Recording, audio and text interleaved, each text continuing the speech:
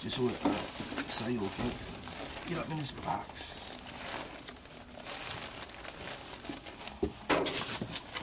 How many ARC houses have you all been working in? Well, we done probably about 8 so far. And we done a lot of them. And what kinds of projects? Has it always been in the attic, or has it been other kinds of work also?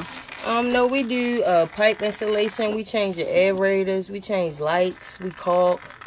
We do rigid board. But it's all about making our houses more energy efficient? Yes.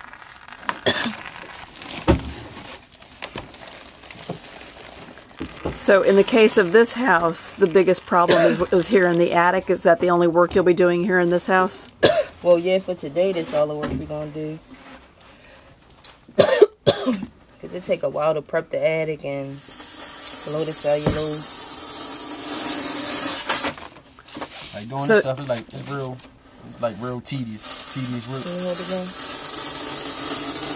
So the hardest part is getting ready to blow the insulation in? Yep. And then you'll cover the whole attic floor, is that right? Yes, ma'am.